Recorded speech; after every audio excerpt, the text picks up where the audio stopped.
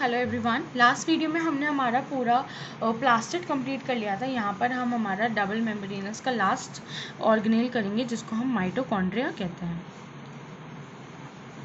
अब जो माइटोकॉन्ड्रिया है ना, वो सेल ऑर्गेन बहुत ही ज़्यादा इम्पोर्टेंट है, मतलब काफ़ी ज़्यादा इम्पोर्टेंट है। डबल मेम्ब्रेनस है, उसके साथ साथ इसके बहुत सारे फंक्शन हैं और इसका काफ़ी बड़ा रोल होता है एक सेल में। तो हम इसको पढ़ते हैं, ठीक है। हम इसके स्टार्टिंग करते हैं। जो माइटोकॉन्ड्रिया होता है ना, it is a rod shape structure जो हमारे साइटोप्लाज्म में प्रेजेंट होता है सारे यूकैरियोटिक ऑर्गेनिज्म में, ठीक है। तो हम इसमें लिख सकते हैं कि it is rod shaped structure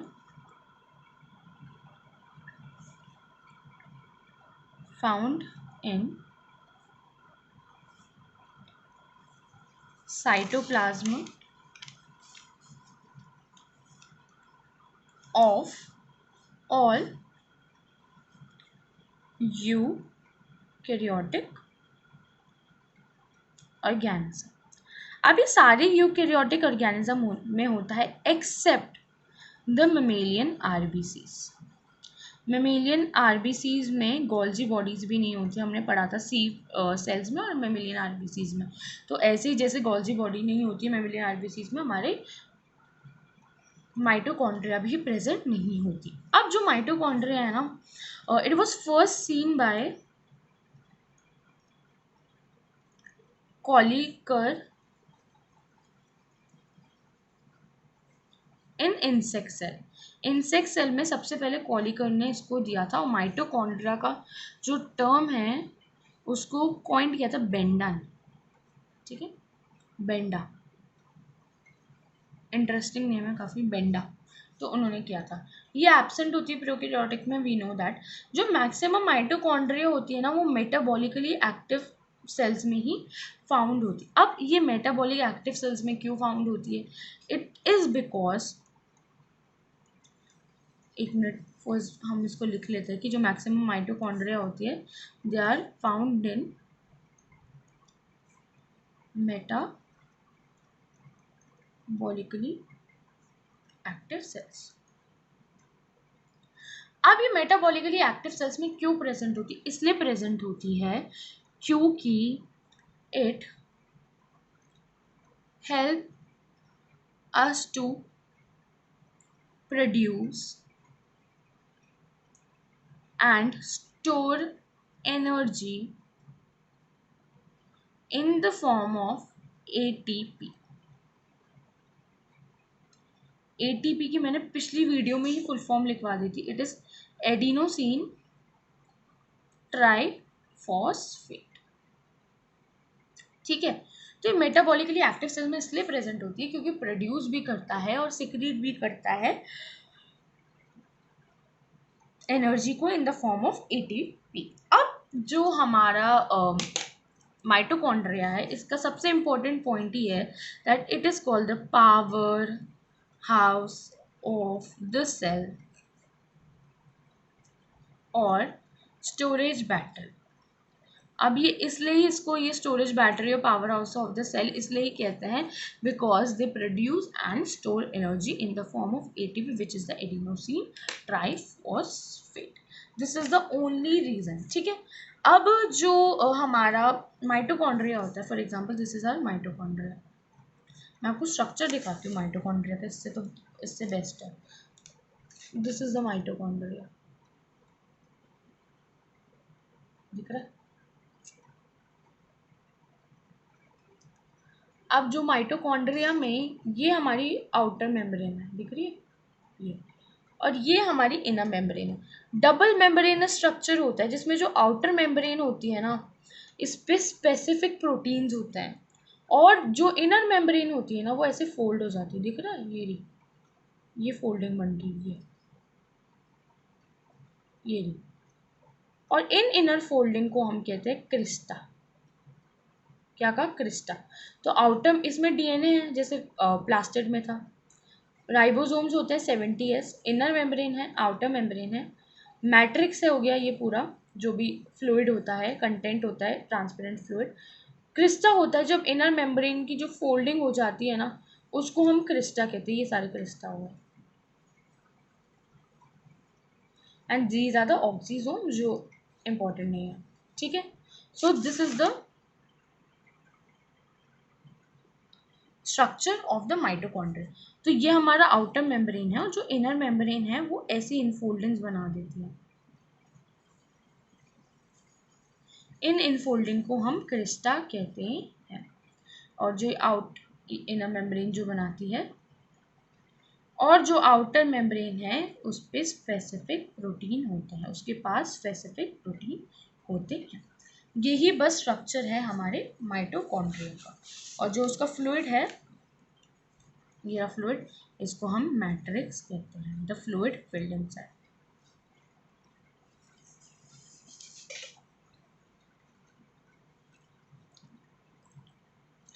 अब इसका मेन फंक्शन ही ये है। अब इसके फंक्शन में अगर हम इसका देखेंगे तो इसका मेन फंक्शन क्या होगा? Produce and store energy in the form of ATP, ठीक है ना। ये इसका मेन फंक्शन है।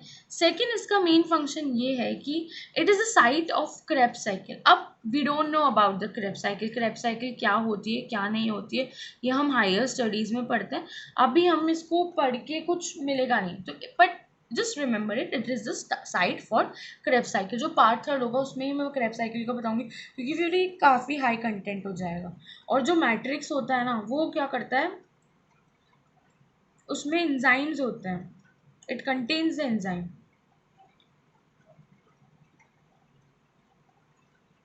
फॉर क्रेब साइकिल, ठीक है।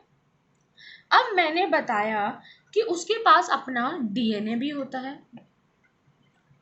और राइबोसोम भी होता है। It is like plastid. Plastid में भी अपना डीएनए होता था और राइबोसोम होता था। इसकी वजह से ये अपने खुद के प्रोटीन भी फॉर्म कर लेता है, make their own protein. This is all about mitochondria. इसके अलावा माइटोकॉन्ड्रिया के बारे में एनसीईआरटी में भी ऐसा कुछ खास लिखा नहीं है। उसमें भी यही बताया है माइटोकॉन्ड्रिया के बारे में कि डबल मेम्ब्रेनस होता है, उससे ज़्यादा कोई कंटेंट नहीं है। मैंने तब भी पूरा ढंग से बता दिया है कि क्या है क्या नहीं है। So this is all about the mitochondria. अब हमारा जो लास्ट नॉन मेम्ब्रेनस बचता है, इट इज़ द राइबोसोम्स। उसके बाद हमारा पूरा ख़त्म हो जाएगा सेल ऑर्गेनल्स। अब जो राइबोसोम्स होते हैं, क्या करता है, हम शुरू से पढ़ते आ रहे हैं, प्रोटीन सिंथेसिस, आर डीएनए के पास भी, सॉरी डीएनए के पास क्या, माइटोकॉन्ड्रिया के पास भी होता है, प्लास्टिड के पास भी। सो इट हेल्प इन, और this is the site for protein synthesis.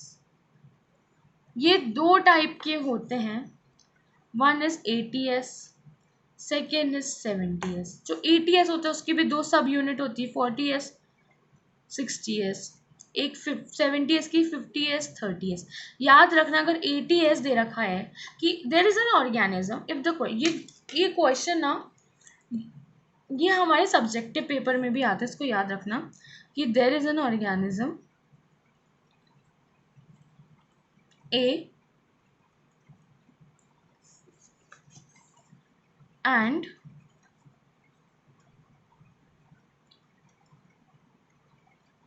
it have 70s ribosome.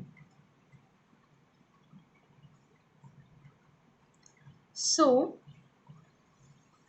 tell me that the organism has membrane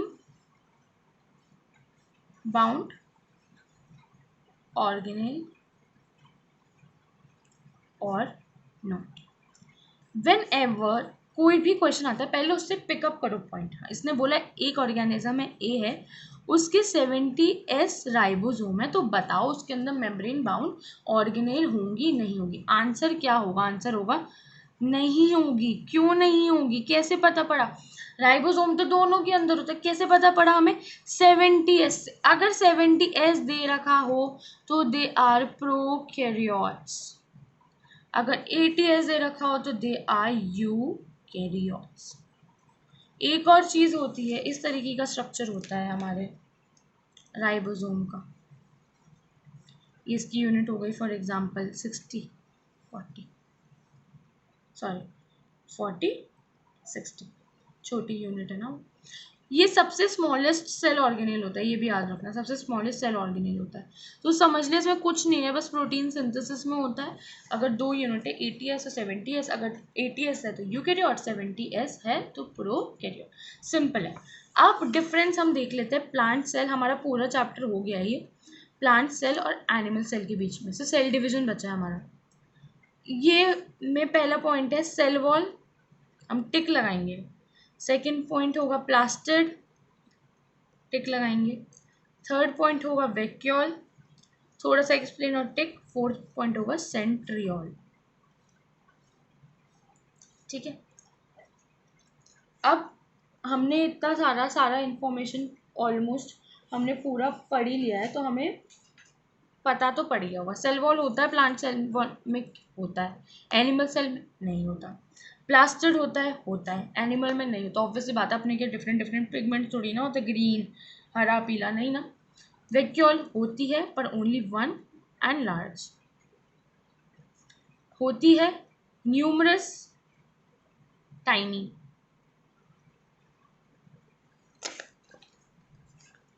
ठीक है, लास्ट है सेंट्रियोल। सेंट्रियोल नहीं होता है, एनिमल में होता है, it's help in cell division.